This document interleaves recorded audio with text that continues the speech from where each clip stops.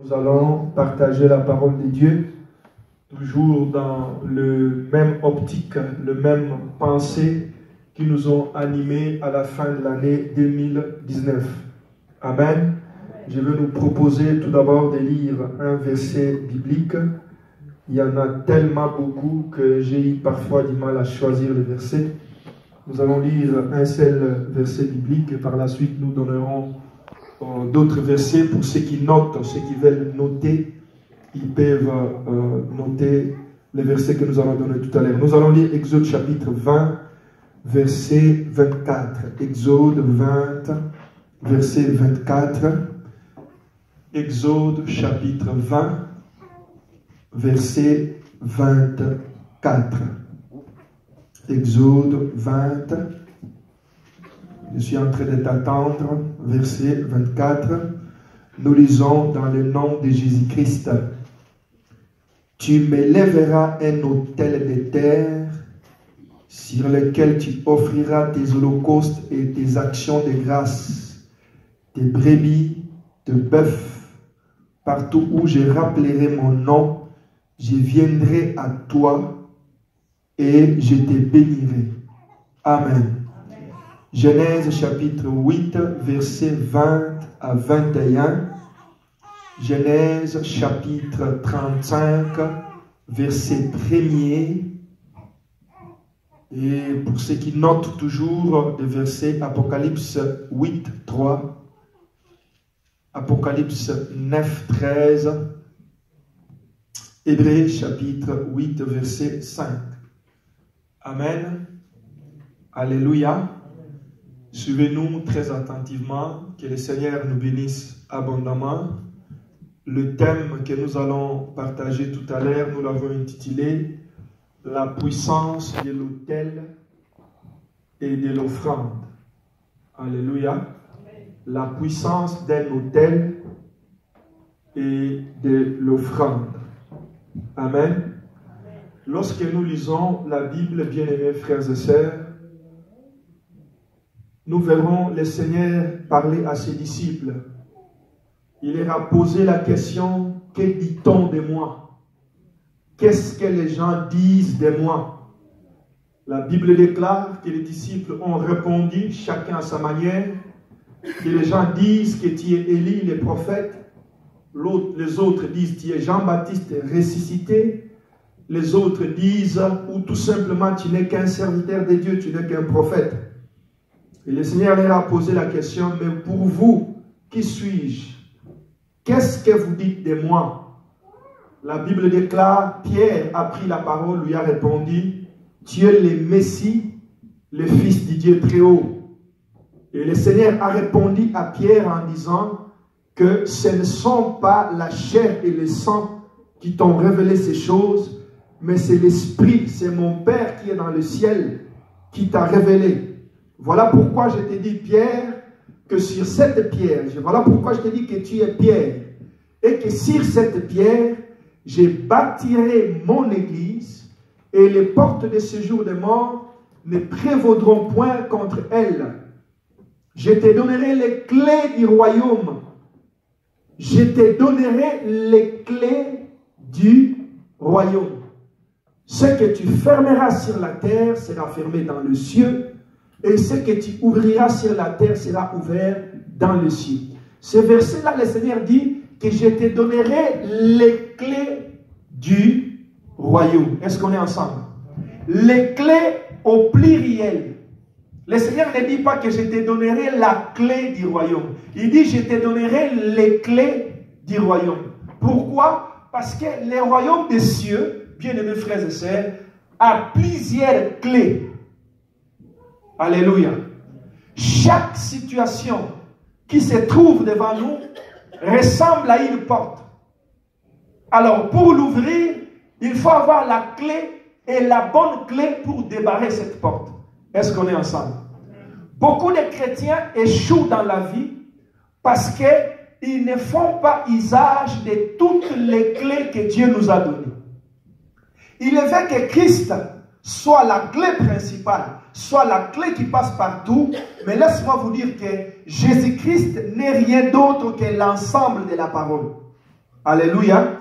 C'est pourquoi Jean chapitre 1er, la Bible nous dit, au commencement était la parole était avec Dieu, et cette parole était Dieu. Plus loin, on dit que c'est cette parole qui a pris la chair et qui a habité parmi nous. C'est-à-dire que c'est cette parole qui a été construite, qui a pris le corps de Christ et qui a habité parmi les hommes.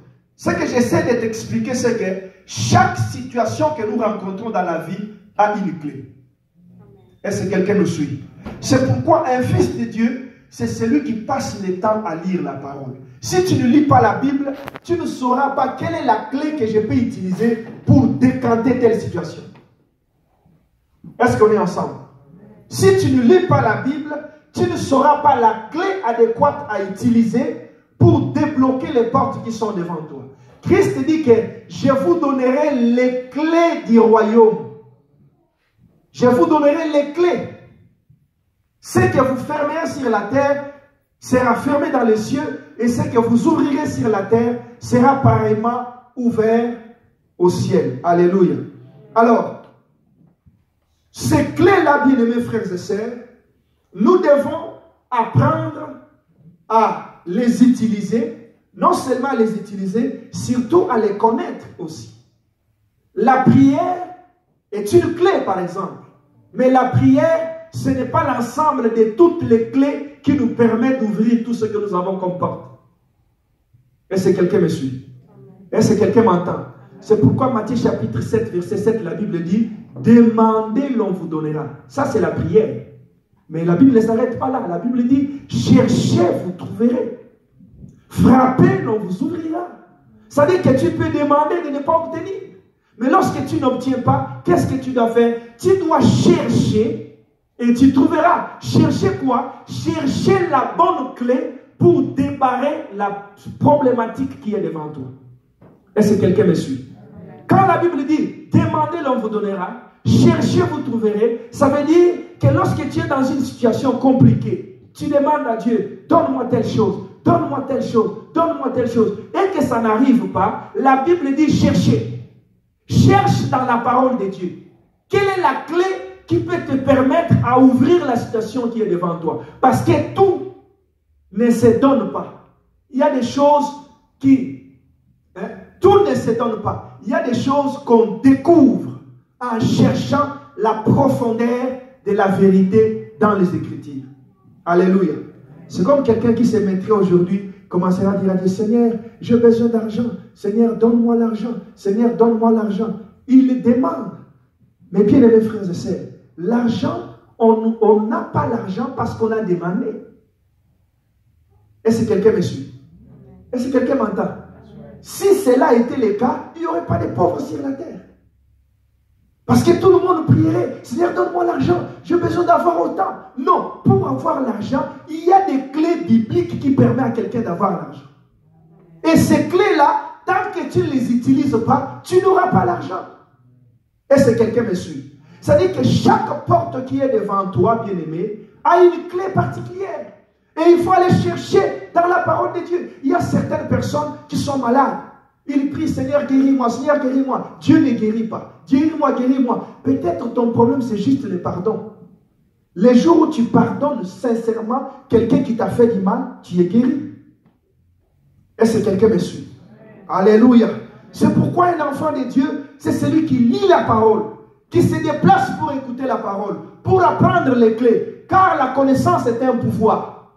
Lorsqu'on connaît, on peut faire beaucoup de choses. Alléluia. Vous savez ce qui différencie, par exemple, un homme avec les animaux? Tel que je suis là, je ne suis pas plus fort qu'un lion. Amen. Je ne suis pas plus fort qu'un éléphant. N'est-ce pas? Alléluia. Mais qu'est-ce qui fait que je sois supérieur à un lion et un éléphant? L'intelligence, la connaissance. Je peux aller chercher juste les petits kinines comme ça, je lui donne, il mange, et puis il dort, et puis je viens, je fais tout ce que je veux. Alléluia. Est-ce que quelqu'un me suit? La connaissance, l'intelligence. Celui qui connaît les vérités de la Bible, qui connaît les principes de Dieu, peut faire beaucoup de choses sur la terre. Amen. Beaucoup de chrétiens souffrent parce que nous sommes très limités, très bornés. Ils viennent à l'église, ils prient, prient, prient, prient, et puis ça ne change pas. Il dit, oh, pourquoi ça n'a pas changé? Et est-ce que Dieu n'agit pas? Non, peut-être tu n'utilises pas la bonne clé. Est-ce qu'on est ensemble? Est-ce que quelqu'un me suit? C'est pour cela, par la grâce de Dieu, bien-aimés frères et sœurs, nous allons parler d'une autre clé que les chrétiens oublient, que les chrétiens négligent. La clé de l'autel et de l'offrande. Alléluia. Le but de cet enseignement, bien-aimés frères et sœurs, que nous commençons aujourd'hui, c'est que avant qu'on arrive à la fin de cette année, je te garantis que les problèmes qui t'ont dérangé depuis je ne sais combien d'années sera totalement résolu au nom de Jésus. Est-ce que quelqu'un me suit? Les problèmes qui t'ont affecté, je ne sais pas depuis 10 ans, je ne sais pas depuis 15 ans, depuis 3 ans, ces problèmes majeurs là, ces problèmes difficiles qui t'ont dérangé depuis des années, sera résolu avant la fin de cette année dans le nom de Jésus. Parce que nous allons utiliser toutes les clés possibles pour débloquer cette porte-là. Nous allons commencer par la prière de 5 jours. Aujourd'hui, nous donnons d'autres clés et nous allons continuer avec ces clés jusqu'à ce que la solution arrive dans ta vie au nom de Jésus. Et je déclare que l'année 2019, c'est l'année des témoignages. Il y aura des témoignages et des témoignages. Tu vas défiler ici pour témoigner la puissance de Dieu. Parce que Dieu va libérer sa connaissance en toi et ces clés te permettront d'ouvrir toutes les portes qui étaient fermées devant toi. Dieu existe, bien aimés frères et sœurs. Il se révèle à ceux qui le cherchent. Quand on prie, on voit que ça ne marche pas. Nous devons apprendre à changer le fusil d'épaule, à utiliser d'autres clés. Parce qu'il y a plusieurs clés que Dieu nous a données dans la Bible. Nous allons les voir les uns après les autres. Aujourd'hui, nous allons voir d'abord l'autel et l'offrande. Alléluia. Bien aimés frères et sœurs, qu'est-ce qu'un autel d'abord? Un autel, ce n'est rien d'autre qu'une table sur laquelle on offre des victimes à des divinités. Est-ce que quelqu'un me suit? L'autel, je répète, c'est une table sur laquelle on place une offrande pour l'offrir aux esprits. L'offrir soit à Dieu ou l'offrir soit aux démons. Est-ce que quelqu'un me suit? C'est ça la définition. Donc retiens que l'autel, c'est une table. Une table où l'on place des victimes expiatoires. Une table où on sacrifie des victimes à Dieu pour ce qui nous concerne. Et bien aimés frères et sœurs, lorsque nous lisons la Bible, du Genèse à l'Apocalypse, vous verrez que la vie chrétienne, la vie spirituelle des gens qui nous ont précédés dans la foi, tournait juste tout autour de l'autel. Alléluia. J'ai eu à méditer la parole de Dieu, à étudier la parole de Dieu. Pourquoi les chrétiens de ce temps sont si médiocres que les chrétiens, permettez-moi l'expression, pourquoi les chrétiens modernes, les chrétiens de cette génération ont des situations difficiles que nos prédécesseurs n'avaient pas? Qu'est-ce qui se passe? Pourquoi Dieu n'agit-il pas de la même manière qu'il agissait autrefois? Pourquoi Dieu ne répond pas dans la vie des chrétiens de la même manière qu'il répondait à nos prédécesseurs qui nous ont précédés, aux personnes qui nous ont précédés dans la foi? Qu'est-ce qui se passe? J'ai compris que les chrétiens ont mis de côté, ils ont mis de côté la connaissance que Dieu nous a donnée par rapport aux autels et aux offrandes. Alléluia. Est-ce que quelqu'un me suit? Nous avons compris que les gens ont mis de côté cette connaissance-là. Ils ont oublié ces choses-là. C'est pourquoi il est important, bien aimés frères et sœurs, que nous puissions comprendre ces choses. Ça nous ramènera sur la bonne voie et ça fera en sorte que Dieu nous visite. Amen. Est-ce qu'on est ensemble? En lisant la Bible, bien aimés frères et sœurs, j'ai remarqué que les chrétiens autrefois, si je peux me permettre, les fils de Dieu d'autrefois, ils ne faisaient pas de longues prières comme nous le faisons aujourd'hui. Amen. Alléluia. Ils ne parlaient pas beaucoup. Lorsqu'ils avaient un problème, lorsqu'ils avaient une difficulté, la chose qu'ils faisaient premièrement, c'était de bâtir un autel à Dieu. Est-ce que quelqu'un me suit? Est-ce que quelqu'un m'entend? À chaque fois qu'un problème était dans leur vie, ils faisaient tout pour élever un autel à Dieu. Parce que l'autel a un langage. Est-ce que quelqu'un me suit? L'autel parle. Suivez-moi ici très attentivement. L'autel, je le répète, parle. De la même manière que nous prions, de la même manière que nous parlons à Dieu, Seigneur, donne-moi ceci, Seigneur, donne-moi cela, Seigneur, j'ai telle chose. Ça, c'est notre façon à nous à parler. Est-ce que quelqu'un me suit? Mais l'autel aussi parle. Est-ce qu'on peut les lire? Apocalypse chapitre 9, verset 13. Apocalypse 9, verset 13. Nous allons les lire ensemble pour écouter ce que la Bible dit à propos de l'autel. Apocalypse 9, 13. Nous lisons au nom de Jésus-Christ.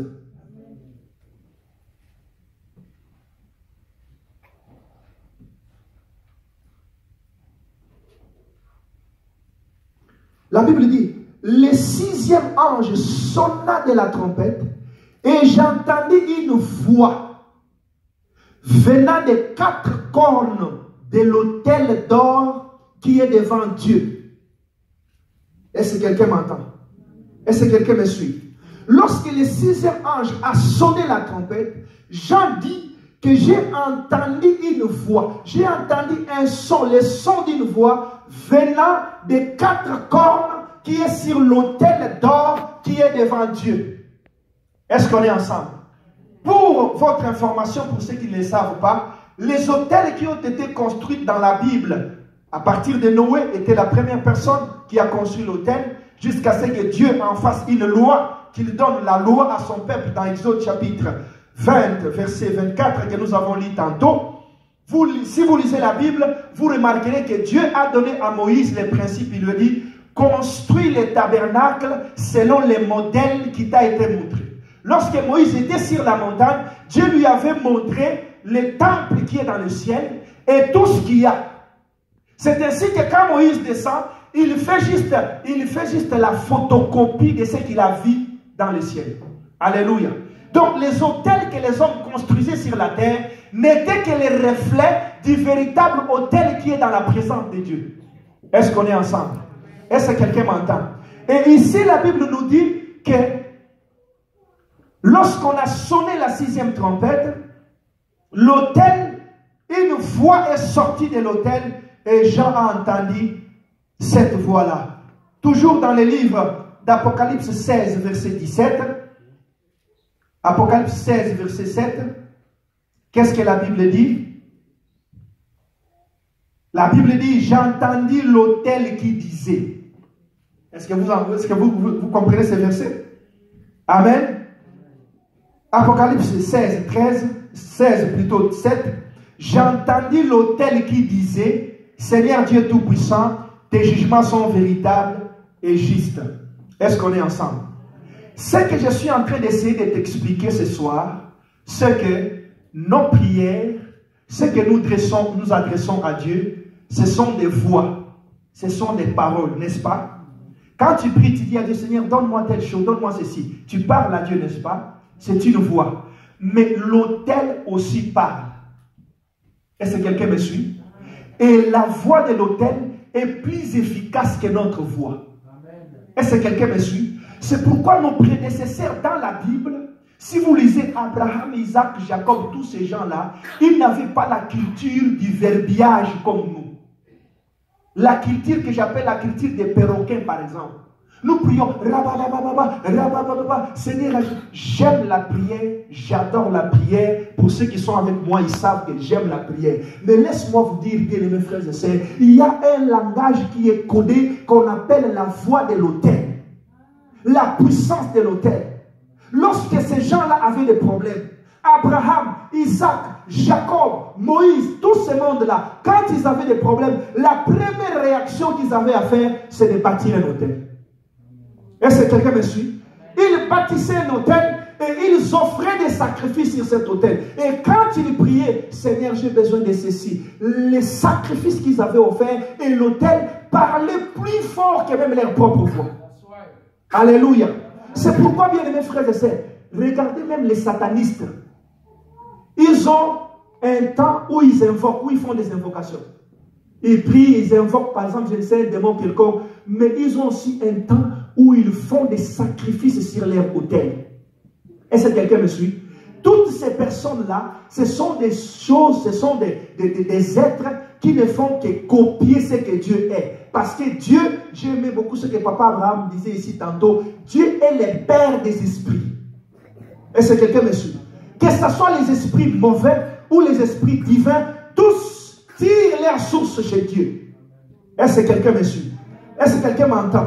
C'est pourquoi, bien aimés frères et sœurs, les satanistes avancent beaucoup plus que les chrétiens. Pourquoi? Parce que les satanistes ont compris le langage du sacrifice. Est-ce que quelqu'un m'entend? Ils ont compris le langage de l'offrande. Ils savent que quand il a un problème, il prend son fils, il prend je ne sais quoi, il offre. Et dès qu'il offre, il a la solution.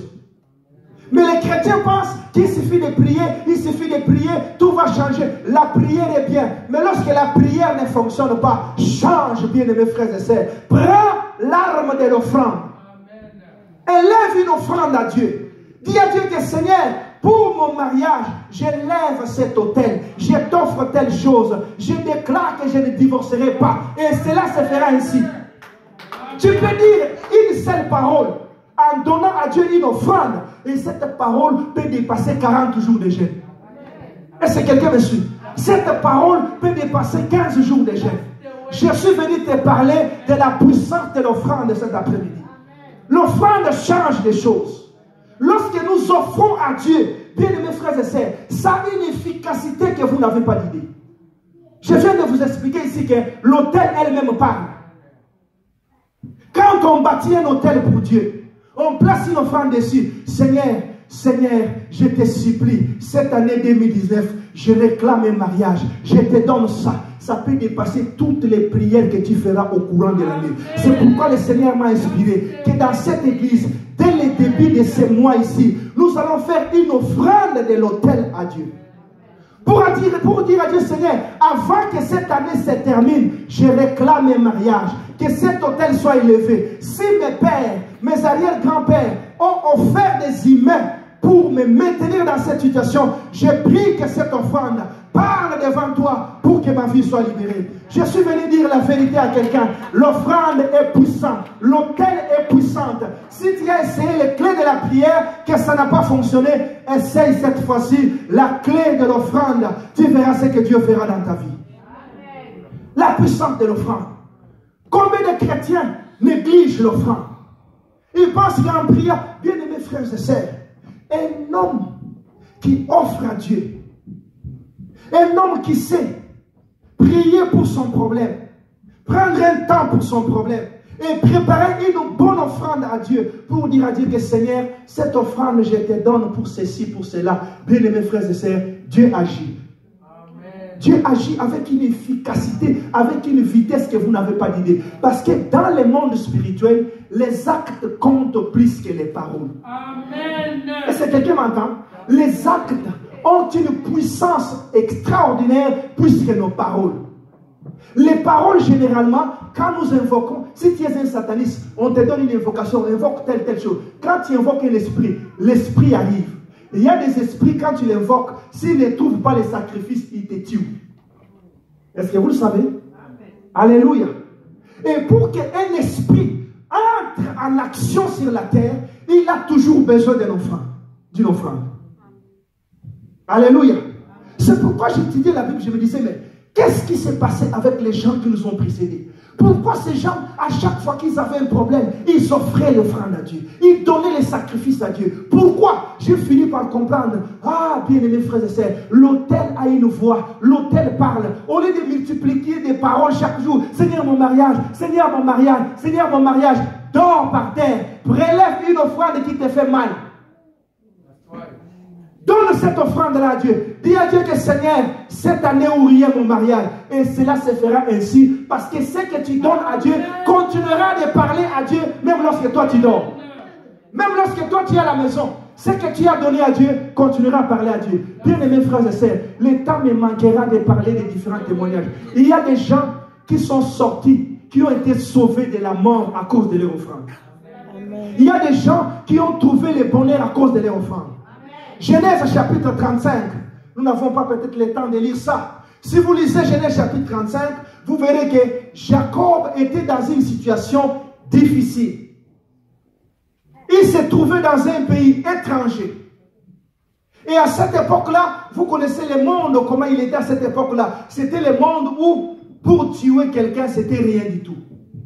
Jacob, dans cette situation-là, sa fille cadette, parce que Jacob avait une fille, qu'on ne parle pas souvent dans la Bible, qui s'appelait Dina. Alléluia. Cette fille avait été violée dans les pays où Jacob s'est trouvé. Et quand les 12 fils de Jacob ont remarqué que leur fille avait été violée, trois fils principalement, Ruben, Siméon et Lévi, la Bible dit ils ont pris des épées. Ils ont tué tous les hommes qui étaient dans la ville, tous. Ils les ont égorgés, ils ont brûlés, ils ont fait un dégât extraordinaire. Et lorsque Jacob apprend ces choses, Jacob se dit, mais vous me troublez, vous me mettez dans une situation très difficile. Comment je vais faire? Je n'ai même pas de gens pour lutter contre les autres villes qui sont tout autour d'ici. Mais ils vont la prendre. Ils vont venir nous ravager. Qu'est-ce que vous avez fait? Les fils vont répondre, as-tu voulu qu'on traite notre fille comme une prostituée? Nous les avons fait ça parce qu'ils ont violé notre fille. Et Jacob, tout tremblant dans cette situation, la Bible dit, l'Éternel va lui dire, Jacob, lève-toi maintenant, monte à Bethel. Et à Bethel, bâtis un autel au Dieu qui t'a apparu lorsque tu fouillais ton frère Ésaü. Lorsque Jacob est monté, bien aimés frères et sœurs, il a élevé l'autel, la Bible déclare, la terreur de Dieu a envahi toutes les nations qui étaient tout autour et personne n'a poursuivi Jacob. Je me disais, mais pourquoi Dieu n'a-t-il pas dit à Jacob de prier? Jacob parle. Prie seulement et je descendrai pour combattre tes ennemis. Mais Dieu lui dit, va à Luz qui est Bethel, bâtis là un autel au Dieu qui t'a apparu quand tu fuyais ton frère. Jacob fait cela et Dieu s'occupe de ses ennemis. Beaucoup de gens meurent parce qu'ils n'offrent pas à Dieu. Est-ce que je parle à quelqu'un? Est-ce que je peux parler à quelqu'un? Tu cherches des solutions. J'aimerais aujourd'hui t'exhorter, utilise la clé de l'offrande. Tu n'as même pas besoin de dire à quelqu'un, va dans ta chambre, prépare une offrande, parle à Dieu, dis à Dieu, Seigneur, ça c'est pour mon mariage, je déclare que je ne divorcerai pas, ça c'est pour mes enfants, aucun de mes enfants ne touchera la drogue, ça c'est pour mes enfants, je déclare que ma femme sera sérieuse. Beaucoup de gens ne le font pas, c'est pourquoi ils souffrent. Est-ce que quelqu'un me suit? Est-ce que quelqu'un m'entend? Lisez la vie d'Abraham, lisez la vie d'Isaac, lisez la vie de Noé, lisez la vie de tous ces prédécesseurs-là. Bien aimés, à chaque fois qu'ils avaient un problème, ils élevaient un autel à Dieu et ils offraient un sacrifice dessus. Parce que les sacrifices ont un langage. Quand on offre à Dieu, c'est que nous offrons à Dieu parle. Est-ce que je peux parler à quelqu'un? Est-ce que je peux parler à quelqu'un? Bien aimés frères et sœurs, celui qui offre à Dieu pour un problème, il prend ses 200, ses $300, il l'offre à Dieu. Parce qu'il a un problème qui lui dépasse. Il dit, Seigneur, ce que je te donne, c'est pour tel problème. Et celui qui prie pendant 2 heures, pendant 3 heures, qui a beaucoup plus prié? Alléluia. Est-ce que quelqu'un m'entend? Qui a beaucoup plus prié? Parce que si nous faisons même dans le travail ordinaire ici à Montréal, c'est $12 par heure. N'est-ce pas? Donc, si tu travailles 8 heures, tu as au moins $100, moins taxes. Est-ce que quelqu'un me suit? Est-ce que quelqu'un m'entend? Donc, celui qui donne à Dieu $100 pour un problème est équivalent de 8 heures de prière. Alléluia. Parce que c'est la sueur de ton front. Est-ce que quelqu'un me suit? Tu as travaillé dur pour gagner ça. Et quand tu l'offres à Dieu, cette prière est plus efficace que les paroles que nous adressons souvent à Dieu. Il y a des gens qui ont compris ce secret-là, que quand je suis dans des problèmes, viens me prendre une offrande, donner à Dieu pour tel problème que de passer du temps à parler. La prière est bien, mais l'offrande est puissante. L'offrande a une capacité de résoudre nos problèmes de la manière où nous n'avons pas d'idée. C'est pourquoi Dieu dit ceci. Dieu dit à Moïse, qui dit à mon peuple, il lui donne sous forme de la loi, Exode chapitre 20, verset 24. Dis à mon peuple que vous me lèverez un autel de pierre. Vous construirez un autel de pierre. Et vous offrirez sur ces autels des sacrifices d'action de grâce. Vous offrirez sur ces autels des holocaustes, vos brebis et vos bœufs. Et moi, l'Éternel, je viendrai pour vous bénir. Moi, l'Éternel, je viendrai. J'aimerais dire ceci à quelqu'un. Je l'ai dit à l'introduction que l'autel, c'est la table. Alléluia. Amen. Si vous avez une maison telle que nous sommes ici, et que tu n'as pas de table dans cette maison-là, tu n'as pas la table à manger, quand les invités vont venir, tu vas les recevoir où? Alléluia. Amen. Où est-ce que tu vas les placer? Parce que c'est autour de la table qu'on reçoit les invités. Alléluia. Et quand les invités viennent, c'est autour de la table que les cadeaux s'échangent. Est-ce que quelqu'un me suit? Quand on offre à un invité quelque chose à boire, quelque chose à manger, ce qu'il a comme bénédiction, il te l'accorde aussi. C'est pourquoi la Bible déclare, celui qui donnera à l'un de ses petits un verre d'eau recevra la récompense du prophète. Amen. Si vous lisez la Bible, vous verrez qu'Abraham attendait Isaac pendant 25 ans. Isaac n'arrivait pas. Il priait, Isaac n'arrivait pas. Jusqu'au jour où l'Éternel est passé à côté de sa maison, lorsqu'il allait à Sodome pour brûler Sodome, Abraham a vu Dieu. Il a dit, Seigneur, tu ne passeras pas chez moi. Tu ne passeras pas comme ça. Entre chez moi, mange et bois et tu poursuivras ta route. Quand Dieu est entré chez Abraham, la Bible dit, Abraham a donné l'ordre à Sarah. Hâte-toi vite. Prépare un chevreau. Prépare à manger à ses hommes. Lorsqu'il a offert la nourriture à Dieu, la Bible dit, après que l'Éternel y mangeait, qu'est-ce qu'il a fait après? Il a dit à Abraham, cette même époque, l'année prochaine, ta femme portera un fils. Ta femme aura un fils. Tu lui donneras le nom d'Isaac. Abraham, Sarah, la Bible dit, Sarah, elle a ri en elle-même. Ah, moi, je suis vieille. J'ai presque 100 ans, 90 ans. Est-ce que j'aurai encore l'enfant? Dieu lui a dit, pourquoi ta femme a-t-elle ri? Cette année, je le déclare, elle aura un enfant. Pourquoi? Parce qu'Abraham les avait reçus sur l'autel, sur une table, autour de la table. Là où nous offrons à Dieu, bien-aimés frères et sœurs, c'est là où la rencontre se passe avec Dieu. Est-ce que quelqu'un me suit? C'est pourquoi le son de Dieu dit que lorsque vous m'offrirez, lorsque vous me lèverez un autel, moi je viendrai. Est-ce que quelqu'un m'entend? Est-ce qu'on a bien compris? Je le répète. Exode chapitre 20, verset 24. Nous allons les relire pour écouter la cérémonie, ce qui se passe lorsque nous offrons à Dieu. Exode 20, disais-je, 24. Qu'est-ce que la Bible déclare? Tu me lèveras un autel de terre sur lequel tu offriras tes holocaustes, tes sacrifices d'action de grâce, tes brebis et tes bœufs. Partout où je rappellerai mon nom, partout où je rappellerai mon nom, je viendrai à toi et je te bénirai. Est-ce que quelqu'un me suit? Est-ce que quelqu'un m'entend? Lorsque quelqu'un bâtit un autel, il prépare la table, il offre à Dieu un sacrifice quelconque, Dieu s'élève du trône là où il vient à la rencontre de la personne qui l'a offert. Est-ce que quelqu'un me suit? Donc, Dieu se déplace là où il est pour venir prendre l'offrande.